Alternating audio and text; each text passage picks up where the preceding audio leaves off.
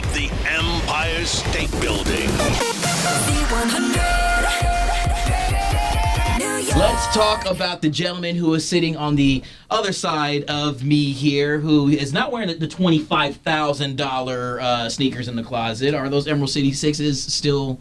Are they still pristine or what, Macklemore? They're crispy. They're never going on the feet. Am I good here? Yeah, you're good. Yeah. Okay. Oh yeah, we got you. Is it off? I was just paranoid. The sixes, yes, the sixes are intact. You know, I just was talking on the way up, and my man has a pair of sixes, and I was like, you know what? I just wore some old sixes the other day, and for the first time, the sole just crumbled on me. You got to wear your shoes. You got to wear your shoes. You got to wear your shoes. And I'm like, when is that going to happen with the sixes? Well, you're never going to wear those shoes.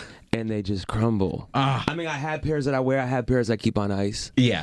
But the pairs that I keep on ice, is that just like for the relic in the closet now? Might be. Yeah, I mean, dude, those are trophies. Those are trophies. Yeah, those are trophies. You keep those in the case. Those are trophies. We're talking sneakers, but it's all about music with this Grammy award winner, with this billionaire stream boy, the guy that has just dropped on the world, Maniac. Let me start and rewind this a little bit and say congratulations on Sobriety. We got to be going on a lot of days now that you're just feeling so much happier in the heart, huh? Yeah, I think that for me, it is the only way that I can exist in this world is to be clean. And you know, I relapsed at the beginning of COVID. You shared that with us, man, and that was thank you for being strong enough to do that. Yeah, not strong enough to relapse. The program was weak. To share with the world. My recovery game was weak at the time. But yeah, it was one of those moments where I was like, you know, I think so much of like, you know, the public and being out in the world and being open about it, and then you relapse and there's that first instinct where it's like, I'm not going to tell anybody. Yeah. I'm going to be a secret. Yeah. And that's what the disease wants us to do, is to remain a secret. So for me, it's important to share it. I'm fallible. I'm a human.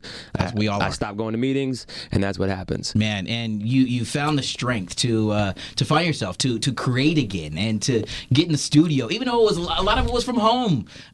Is it a home studio, or were you just bouncing around the house and telling Sloan to stay in the bedroom for a little bit? Like, how did it go? Sloan was like, "Hey, let me sing the hook," and then 15 minutes later, she's like, "Okay, I'm done." Yeah. I'm like, "Yo, we did one take.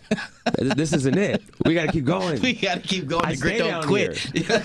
But yeah, the 7-year-old attention span is not quite there yet to create, man, to find that heart health and to write these stories and bring us this music from a different space. How did it feel, dude? And how does it feel now? It feels fantastic. You know, I have a spot outside of Seattle, cabin in the woods, remote, outside the basement, but that's where we made most of it. And because I can't really parent and then go downstairs and parent is just tough. Yeah, I can do it a little bit, but it's hard. And I need to get out of the house, focus, and we made most of the album. And the blessing of this album and this music is that, you know, with COVID, is that it got me in the studio for longer. Yeah. And I had that many more records. We got to be that much more choosy when it came down to like what was going to make the album and what wasn't. Sure.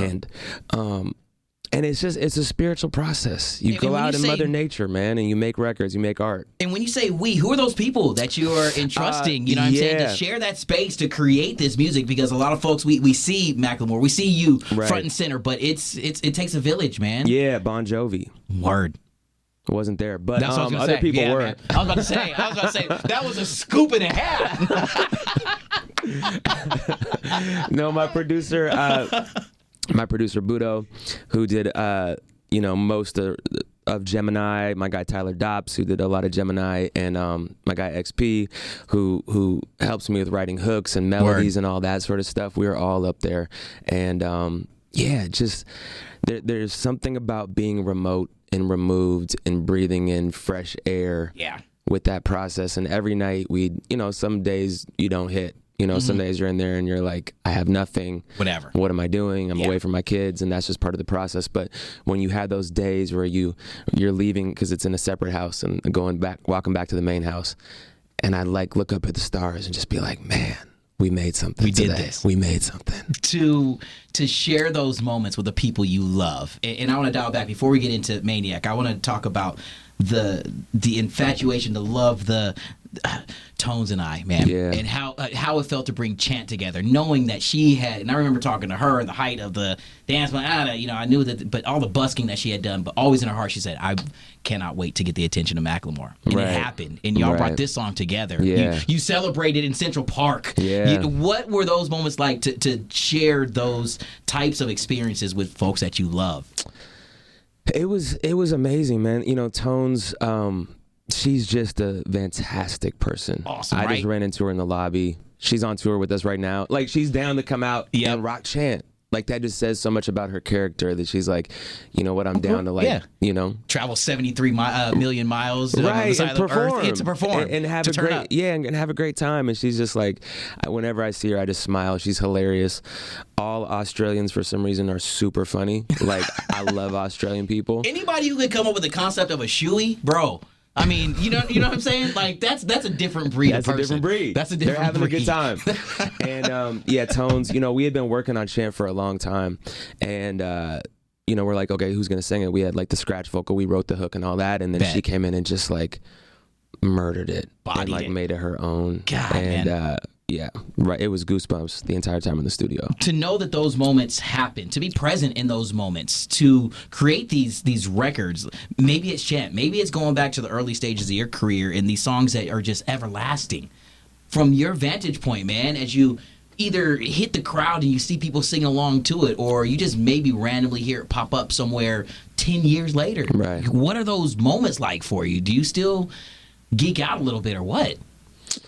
You know,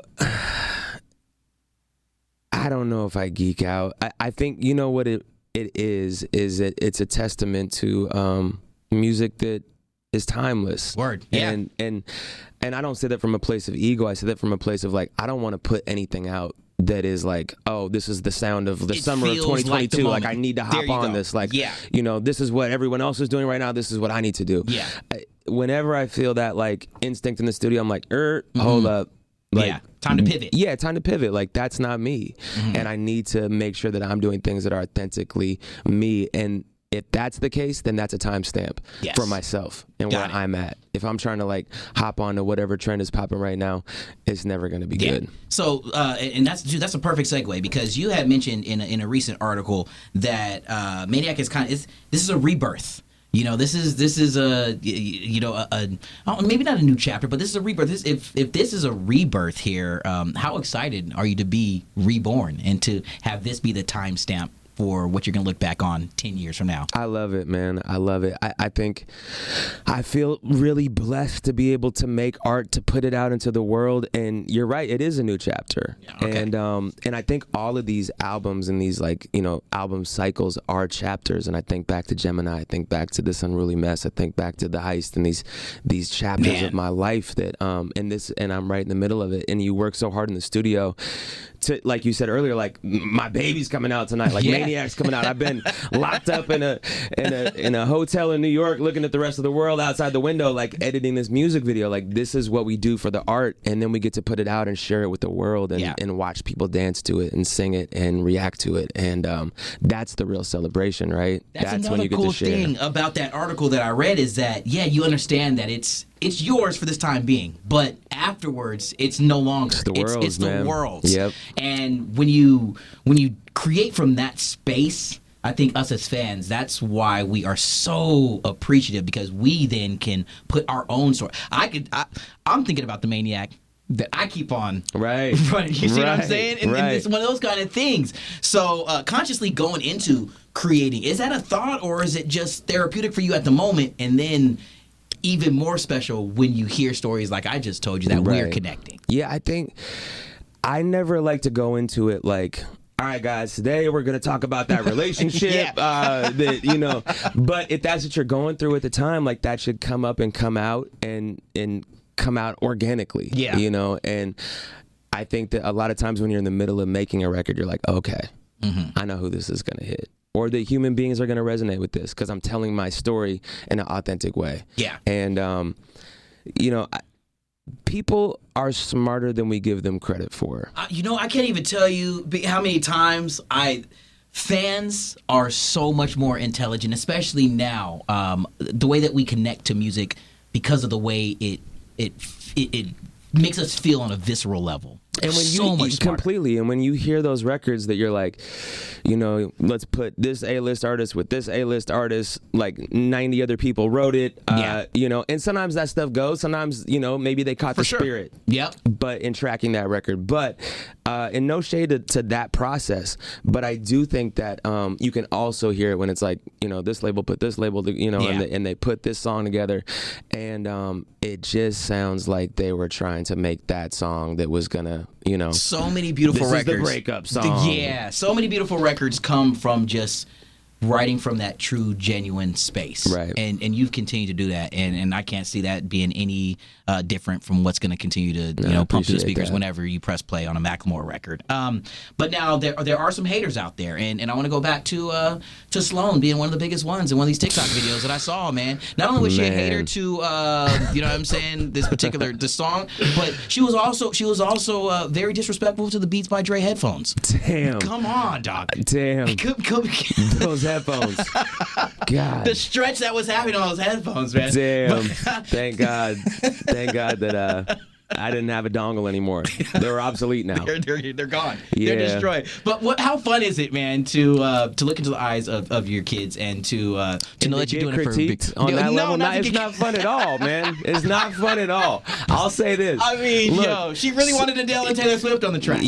Sloan is like, she's become between her and my wife, which she definitely gets it from my wife. Like, my wife just texted me like, hey, will you send the video link? And I'm like, oh, God, I just kind of wanted to post it to YouTube and not get the, your not final get the third approval. degree. Yeah, no, bro. because she's got that eye, right?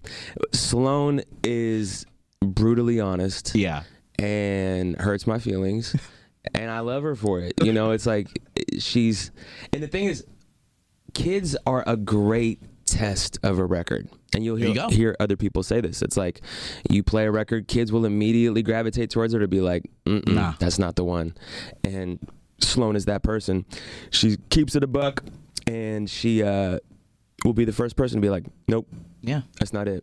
And when she becomes of age to really understand the importance of percentages, she's going to come to you for that extra 7. Yeah, right. Yeah, dog. You know what I'm saying? She's gonna, that extra 7, Dad. Because I helped this, you know what I'm saying? Yeah, that Grammy on the shelf over there. Remember that time when I told you? That's me, son. Remember that those TikTok views? Yep. I'm gonna need a bag. As we wrap things up, man, being in this era, you brought up the TikTok and social media and just having fun and that's fairly new. You know what I'm saying? It's a whole different thing. How fun is it to navigate that world, to share this time with your loved ones, your family? With we found out that you were almost the first MC arrested for riding a scooter through Hershey Park, man. Yeah. You know what I'm saying? After hours. You know what I'm saying? You found Todd. Thank God Todd was on the case. Bro. But how fun is it to navigate the social media world now? Or maybe how difficult is it? I think that the job is a lot harder than it ever has been. Yeah. Because it's not just like, okay, we're going to go to Z100, we're going to put out the music video, and then we're good to go. No. It's like, you actually, like, the pre-saves, that whole game. And TikTok, like, I have a good time with TikTok. Yeah. But when it starts to feel like a job, like, okay, what are we going to get up today? What's where are we going? We can't fall behind. We got to stay in the like, all that stuff is tough.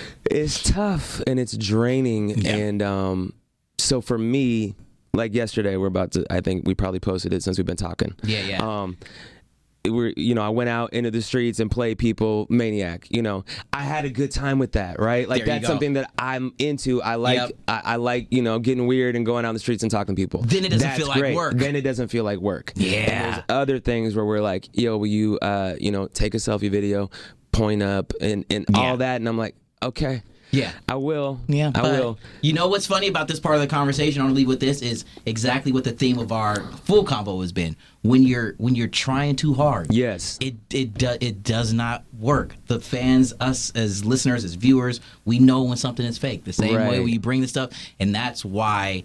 That's why those things constantly hit that wall. And when you're just effortless, you're doing something from your heart. You're in a beautiful space with the family and friends. You're creating outside the house in a beautiful cabin somewhere. it happens so organically, and that's why the world right now, I'm gonna drop the F, that's why the world right now is still fucking with Macklemore. Yeah. It's because you always have created from that space. You're just doing you, dude. I appreciate that. I was hoping that this interview was good enough to maybe make the friends and family list for Nike drops in the future. For the next shoe. For the next, you know. We're gonna do. Absolutely. Hey! Shout out Jordan Brand. MJ, hit me. Yeah, there it is. Maniac is a record, dude. Macklemore, I can't tell you, man, how special it is to be able to break bread with you here, bro. But congratulations on another one, like DJ Khaled would say, man. Thank you, bro. I appreciate it. Well, a round of applause from anybody that's in the building for Macklemore.